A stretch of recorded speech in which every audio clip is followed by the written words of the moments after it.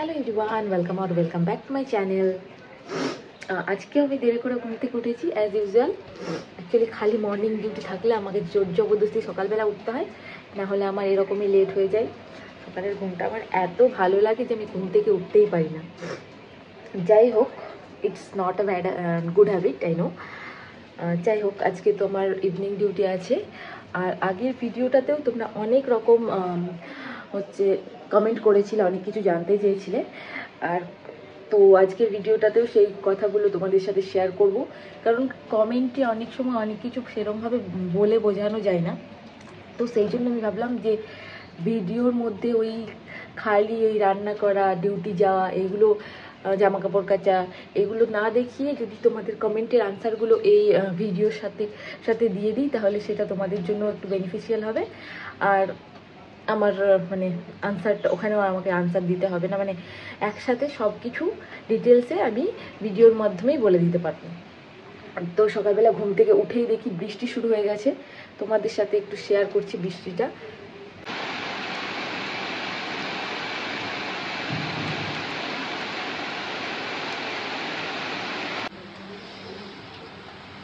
এই যে এগুলো আমার গাছ, আমি এখানে লাগিয়েছি। এগুলো অনেক কটা আমি কিনে নিয়ে এসেছি, আর অনেক কটা আমি হসপিটাল থেকে এই গাছটা আমি হসপিটালে প্রচুর ছিল, আমি জাস্ট মানে একটা ডাল কেটে এনে এখানে লাগিয়েছি, সেখান থেকে এতগুলো গাছ হয়ে গেছে। আর এগুলো কেটে কেটে দিলে না এরকম ঝাঁকড়া হয়ে যায়। দেখো এই যে ডালগুলো আমি এখানে কেটে কেটে দিয়েছিলাম, সে তারপরে এগুলো ঝাঁকড়া হয়ে গেছে। এগুলো তো আবার জল না দিলে এগুলো না, এগুলো একদম শুকিয়ে যায়, আবার জল দিলে আবার তাজা হয়ে যায়।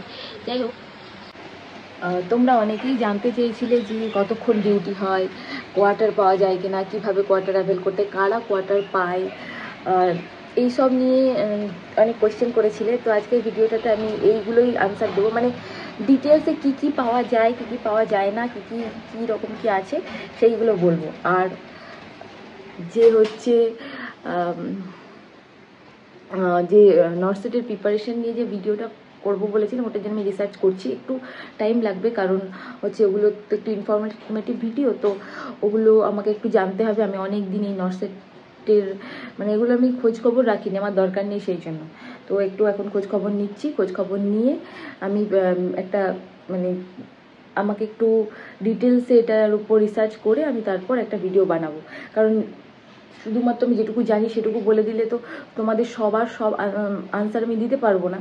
তো আমি চাইছি যে আমি একটু ভালোভাবে রিসার্চ করে তারপর আমি এই ভিডিওটা বানাবো। এমসে নার্সিং অফিসারদের কী কী রেসপন্সিবিলিটি থাকে আর তারা কী কী সুযোগ সুবিধা পেয়ে থাকে, আজকের ভিডিওটা হতে চলেছে তার উপরই। তার আগে বলে রাখি, তোমরা যদি ইনস্টাগ্রামে আমাকে ফলো করে না থাকো তাহলে অবশ্যই ফলো করে নিও। আমার ইনস্টাগ্রাম আইডিটা আমি ডেসক্রিপশান বক্সে আর এই ভিডিওর নিচে মেনশন করে দিচ্ছি, তোমরা অবশ্যই ফলো করে নিও। ওখানে আমি বিভিন্ন রকম মোটিভেশনাল এবং ইনফরমেটিভ ভিডিও শেয়ার করে থাকি রেগুলারলি। যখন তোমরা নার্সিং অফিসার হিসাবে এমসে জয়েন করবে, তখন একটা ফিক্সড অ্যামাউন্ট স্যালারি তো তোমরা পাবেই। অনেকেই স্যালারি সম্পর্কে জানতে চেয়েছো, তো আমি বেসিক পেটা তোমাদের সাথে শেয়ার করছি। অ্যাজ এ ফ্রেশার্স তোমরা 44,500 পাবে, এটা হচ্ছে বেসিক পে। আর তার সাথে DA, TA, dress allowance, home allowance, এগুলো সব আছে। সেগুলো সম্পর্কে আমি আর বলছি না, সেগুলো পার্সেন্টেজ ওয়াইজ হয়, তোমরা দেখে নিও। সেন্ট্রাল গভর্নমেন্টের যে ওয়েবসাইট আছে সেখানেই তোমরা জেনে নিতে পারবে কত মানে কোন অ্যালাউন্সটা কত পার্সেন্ট দেয়, সব কিছুই বেসিক পের উপর পার্সেন্টেজ ওয়াইজ হয়। তো এটা হচ্ছে স্যালারি। আর তোমাদের যদি কোনো এক্সপিরিয়েন্স থেকেও থাকে তাহলেও কিন্তু তোমাদেরকে ফ্রেশার্স হিসেবেই জয়েন করতে হবে। এখানে তোমরা ওই এক্সপিরিয়েন্সের অনুযায়ী যে স্যালারির যে ইনক্রিমেন্ট সেটা পাবে না। যদি তোমরা অন্য কোনো এমস থেকেও আসো তাহলেও কিন্তু তোমরা যে এমসে আবার জয়েন করছো সেখানে কিন্তু তোমরা অ্যাজ এ ফ্রেশার্সই জয়েন করবে। এবার ডিউটি আওয়ার্সটা নিয়ে বলি। যেরকম অন্যান্য হসপিটালে মর্নিং ইভিনিং নাইট শিফট হয়, সেরকম এখানেও মর্নিং ইভিনিং নাইট শিফট হয়। মর্নিং ইভিনিং 6 আওয়ার্স আর নাইট শিফট 12 আওয়ার্স।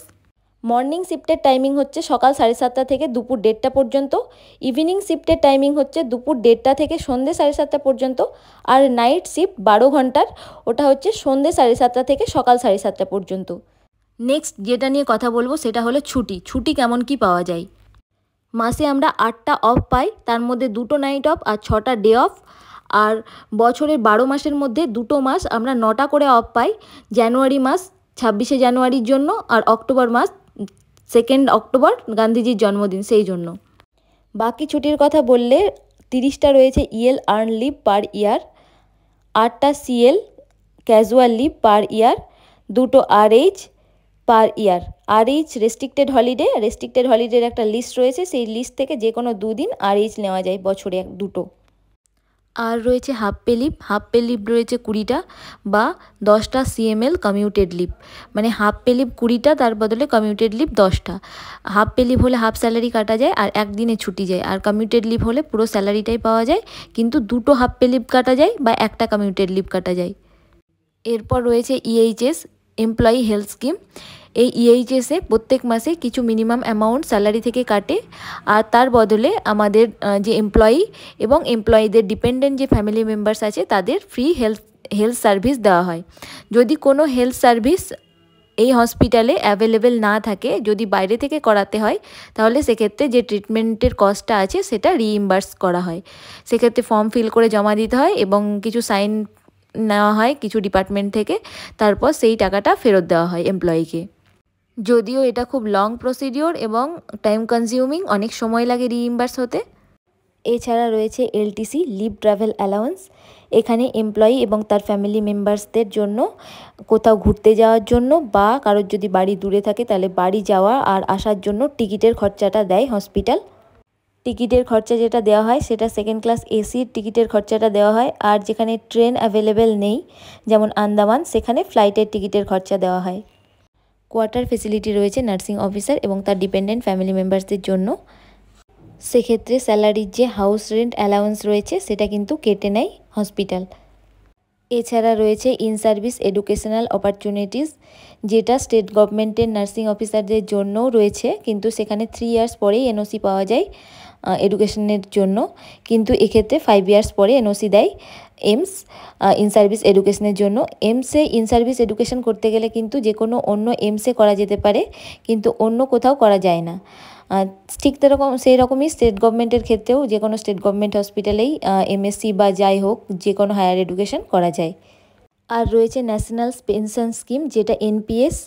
ওখানে প্রত্যেক মাসে স্যালারির কিছুটা অংশ আমাদের কন্ট্রিবিউট করতে হয় আর কিছুটা এমপ্লয়ার কন্ট্রিবিউট করে। সেই টাকাটাই যখন আমরা রিটায়ার করব তখন সেটা একবারে আমরা পাবো অ্যাজ এ পেনশন।